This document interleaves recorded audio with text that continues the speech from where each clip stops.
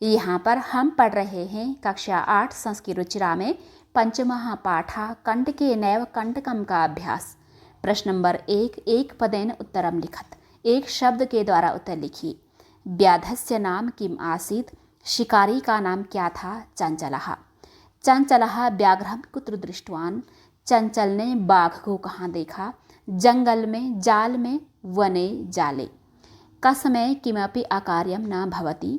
किसके लिए कुछ भी बुरा कार्य नहीं होता है? भूख से व्याकुल के लिए यानी क्षुधार्ताया। बद्री गुल्मानां पृष्ठे का नीलिना आसीत, यानी बेर की झाड़ियों के पीछे कौन छुपी हुई थी? लोमड़ी लोमशिका। सर्वः किम समीहते, सब क्या चाहते हैं? अपना भला यानी स्वार्थम। अब है इसमें निसहायो व्याधा किम याचत, यानी निसहाय शिकारी ने क्या चाहा। हालांकि यहाँ पर व्याघ्र होना चाहिए था जो कि चैप्टर के हिसाब से है, यहाँ पर व्याधा गलत छप गया है, लेकिन फिर भी दोनों ने अपने प्राणों की भीख मांगी, तो यहाँ पर इसका आंसर होगा प्राण भिक्षाम। अब है इसमें प्रश्न नंबर 2, पूर्ण वाक्येन उत्तरत। पूर्ण वाक्य के द्वारा उत्तर दीजिए। चंचलेन वने किम कृतम, यानी चंचल के द्वारा जंगल में क्या किया गया? चंचल के द्वारा जंगल में जाल फैला करके फिर वह घर वापस आ गया। अर्थात चंचलेन वने जालम विस्तीर्य, चंचल के द्वारा जंगल में जाल फैला करके गृहम आगतवान, वह घर आ गया। व्याघ्रस्य पिपासा कथम शांता अभवत, यानी बाघ की प्यास किस प्रकार से शांत हुई? पानी पी करके। तो कथम की जगह हम लिखेंगे जलम पीत्वा। व्याघ्रस्य पिपासा जलम पीत्वा शांता अभवत, यानी बाघ की प्यास जल पी करके शांत हो गई। अब है इसमें गा जलम पीत्वा व्याघ्र किम अवदत, यानी पानी पी करके बाघ ने क्या कहा? बाघ ने कहा कि अब जो है मेरी प्यास शांत हो चुकी है, अब मैं भूखा हूँ, इस समय में तुम्हें खाऊंगा। तो जो कुछ भी कहा जाता है वो सारा का सारा लिखा जाता है इन्वर्टेड कोमास के अंदर, और उससे पहले कोमा या फिर डैश लिखा जाता है।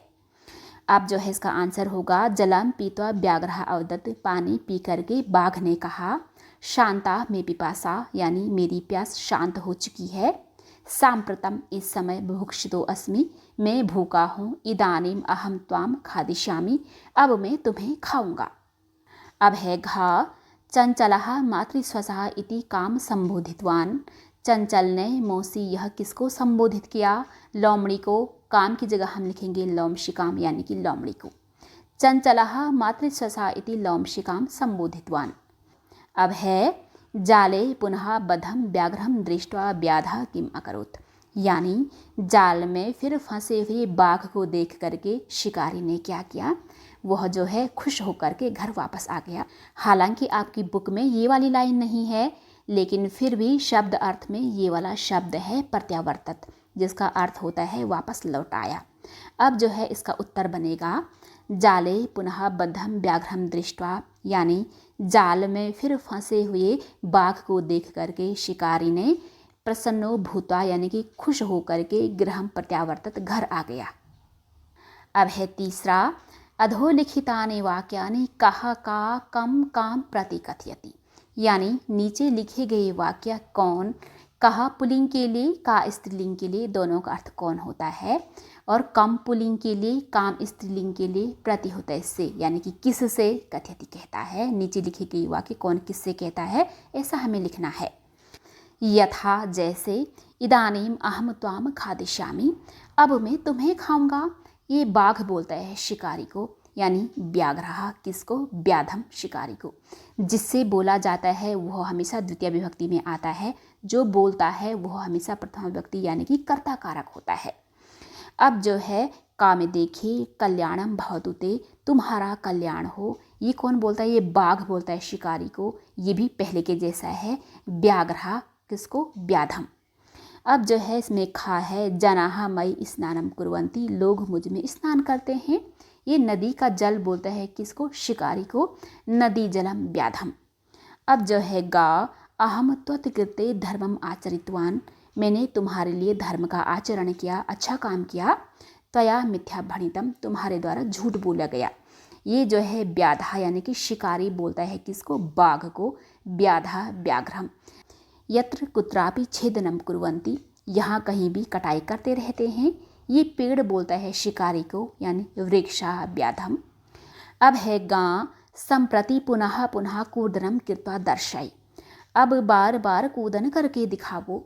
ये लोमड़ी बोलती है बाघ को, लोमशिका व्याघ्रम। आपने ध्यान दिया ना, द्वितीय विभक्ति के एक वचन के शब्द में हलंत वाला मान लगता है एंड में, यह उसकी पहचान है। अब है इसमें चौथा, रेखांकित पदमा धृत्य प्रश्न निर्माण, यानी रेखांकित शब्द के आधार पर प्रश्न का निर्माण करिए। पहला है व्याधा व्याघ्रम जालात बहिः निरसार्यत, यानी शिकारी ने बाघ को जाल से बाहर निकाला। तो यहाँ पर किसका अंडरलाइन है? जालात, यानी कि जाल से। तो प्रश्न बनेगा कि कहाँ से कि संस्कृत कस्मात होती है। व्याधा व्याघ्रम कस्मात बहिः निरसार्यत, यानी कि शिकारी ने बाघ को कहाँ से बाहर निकाला। ध्यान दीजिएगा, जिस भी वर्ड का प्रश्नवाचक शब्द बनेगा उसमें जो विभक्ति और वचन लगा होगा ना, प्रश्नवाचक शब्द में वही विभक्ति और वचन लगेगा। अब जो है चंचलः वृक्षम उपगम्य अपृच्छत, यानी चंचल ने पेड़ को पास जाकर के पूछा। तो प्रश्न बनेगा चंचल ने किसको की संस्कृत कम होती है। चंचलः कम उपगम्य अपृच्छत, यहाँ पर आप किम भी लिख सकते हैं। अब है गा, व्याघ्रः लोमशिकायः निखिलाम कथाम न्यवेदयत, यानी बाघ ने लोमड़ी के लिए सारी कथा निवेदन करते हुए सुनाई। हालांकि आपकी बुक में शिकारी ने सुनाया था, लेकिन कोई बात नहीं, यहाँ पर हमें सिर्फ प्रश्न बनाना है, हमें इससे ही मतलब है। यहाँ पर अंडरलाइन है लोमशिकाय, यानी कि लोमड़ी के लिए। तो प्रश्न बनेगा किसके लिए कि संस्कृत कश्य होती है। व्याघ्रः कस्य निखिलाम कथाम न्यवेदयत। अब है इसमें घा, मानवः वृक्षाणाम छायायाम विरमन्ति, यानी इंसान पेड़ों की छाया में आराम करते हैं। तो प्रश्न बनेगा कि इंसान किनकी छाया में आराम करते हैं। किनकी की संस्कृत केशाम होती है। मानवः केशाम छायाम विरमन्ति। अब है इसमें गा, व्याघ्रः नद्या जलेन व्याधस्य पिपासाम शमयत, यानी बाघ ने नदी के जल से शिकारी की प्यास बुझाई।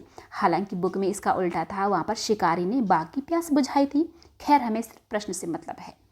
तो यहाँ पर जो है अंडरलाइन क्या किया गया है? नद्या, यानी कि नदी के। तो प्रश्न बनेगा कि किसके की संस्कृत कस्या होती है। व्याघ्रः कस्या जलेन व्याधस्य पिपासाम शमयत।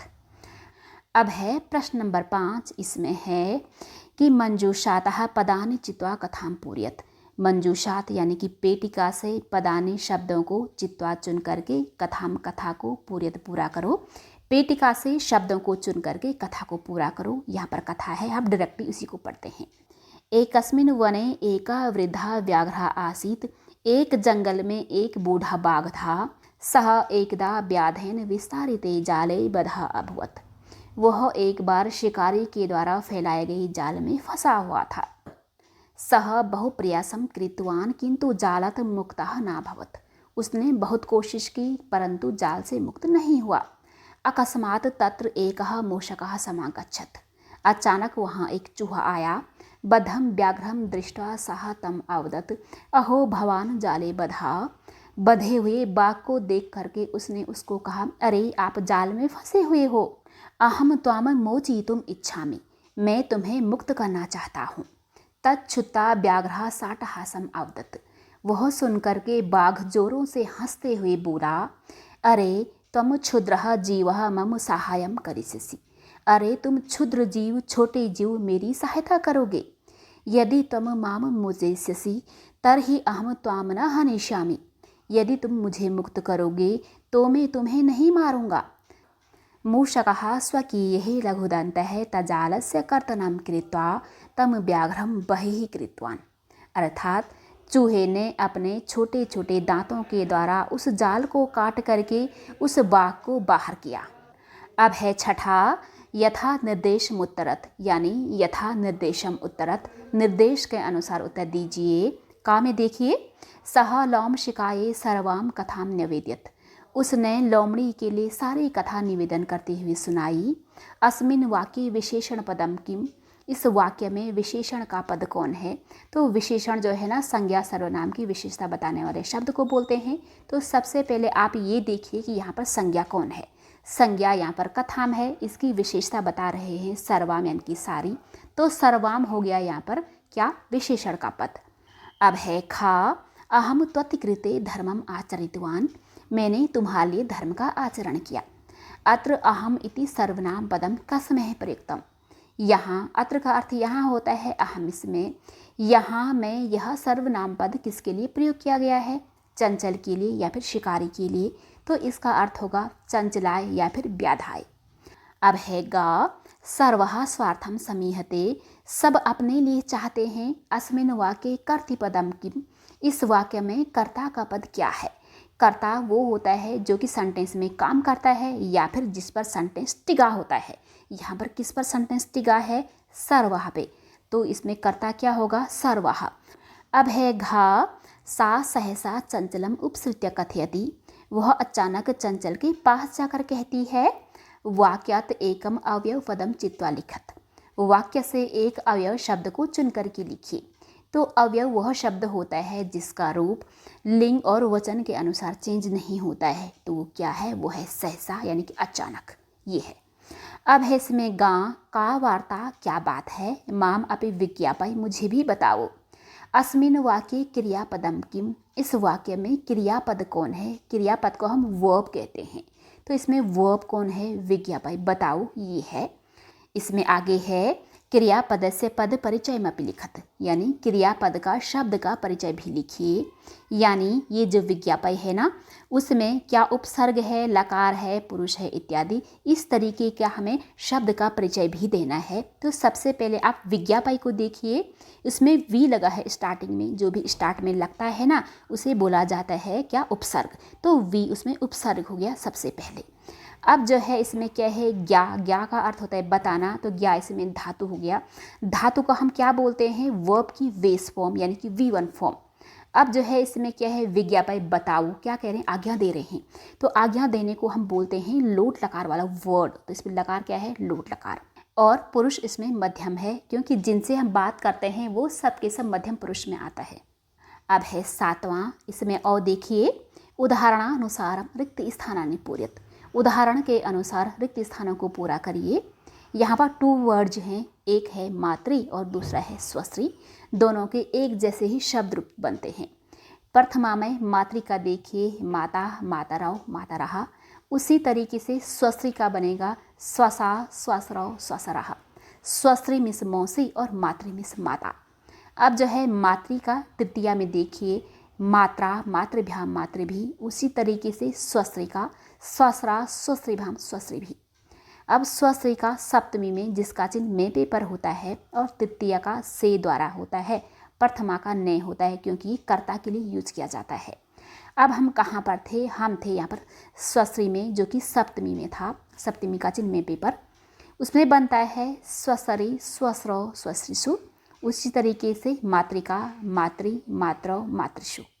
अब जो है षष्ठी में पहले स्वश्री का है स्वसुहु, स्वस्रो, स्वस्त्रनाम, और मातृका, मातिहु, मातरो, अब जो है मातृनाम। षष्ठी का चिन्ह का, की के या फिर रारी रे होता है।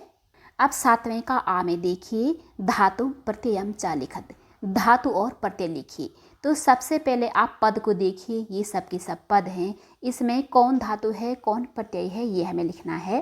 धातु को हम वर्ब की बेस फॉर्म बोलते हैं और प्रत्यय वे छोटे छोटे से उपपद होते हैं जो कि किसी के वर्ड के लास्ट में लगते हैं। यथा मिस जैसे, गंतुम, इसमें है गम धातु और तुमुन प्रत्यय। गम का अर्थ होता है जाना, तुमुन मिस के लिए, गंतुम जाने के लिए। द्रष्टुम, इसमें है दृष्ट धातु देखना, तुमुन के लिए, द्रष्टुम देखने के लिए। करणीयम करना चाहिए, क्री का अर्थ होता है करना, अनियर चाहिए। पातुम पीने के लिए, पा का अर्थ होता है पीना, तुमुन के लिए। खादितुम खाने के लिए, खाद मिस खाना, तुमुन के लिए। कृत्वा करके, क्री होता है करना, कत्वा होता है कर या फिर करके।